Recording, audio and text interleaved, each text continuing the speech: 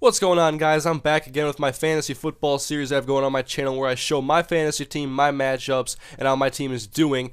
And I haven't made a video for this series in a couple of weeks, and the reason being is that I was supposed to, the way our schedule is set up, it's been so messed up this year. We have a 10-man league, and so one of my friends started the season off with like 2 bye weeks, and then I was supposed to have 2 bye weeks, and I don't understand why we're having bye weeks in fantasy football. But first off, here is my week 3 matchup, a matchup I kind of got a little bit cocky over, and I ended up not producing a very good week. I had Drew Brees do some good points for me, but then I had Roddy White, Doug Martin, and Victor Cruz, as well as the 49ers defense not really do a whole lot to help me out as far as fantasy goes, and so I ended up with 80 points, which is not a very good fantasy score. And you can see my opponent just did a little bit better than I did. He had 94.2, beat me by about 14 points, and he had all of his guys in double digits besides Marcus Colston, and he also had a pretty good bench on this day, so it could have been a lot worse for me.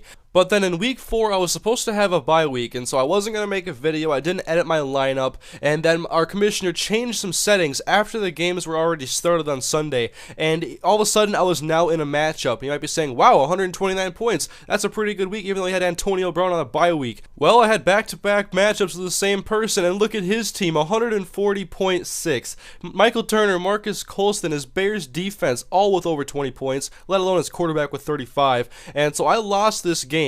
And I was unhappy about it because I didn't know I was going to be thrown into a matchup after the week had started. I didn't start my lineup, or I didn't set my lineup because it was a bye week. I didn't see the point in taking Antonio Brown off my starting roster if I was going to keep him in there for the next week anyway. And so I ended up losing because I got thrown into a matchup. And here is my bench. Now, I always pick up a couple players each week. I rotate my spots there in case some guys break out. And I picked up Mikel LaShore and Jerome Simpson to add to my bench. But I wouldn't have played one of those guys because they were kind of wait-and-see players. I wouldn't have started Jerome Simpson. It was his first game back. And I wouldn't have started Mikel LaShore. I'm a Vikings fan. I'm not starting an opposing running back against my team's defense unless they're an elite running back, probably. And so I would have started either Brandon Lloyd, Torrey Smith, or Willis McGahee. And all 3 of those players would have gotten me the victory. And oh yeah, I got Willis McGahee. Get this. This is the only good part of week 4 for me because, of course, I lost that game after not setting my lineup. And I guess it's my fault in a way. But one of the guys in my league has a good team. He had to drop somebody to pick up a defense because his was on a bye. And McGahee was also hurt last week, so I'm not sure if that had anything to do with it. He was questionable to start, I believe.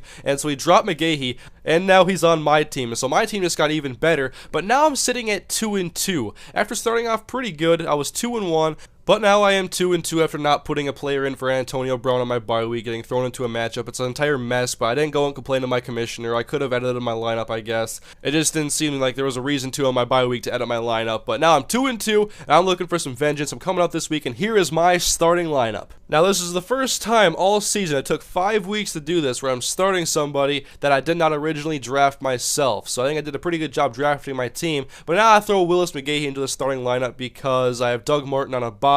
And I haven't had very many good running backs this year. Now I have Mikel LaShore on my bench as well, but I'm starting Drew Brees, McGahee, Roddy White, Torrey Smith, Victor Cruz, Vernon Davis, 49ers defense, and Blair Walsh. And so I'm really happy with my lineup now, and I'm going to make sure if I have any more bye weeks ever in the future that I have my team set in case something like this happens again. And here you can see my opponent's roster this week. He's had the Cardinals defense already play and get 6 points, and so I'm pretty happy he didn't get much there.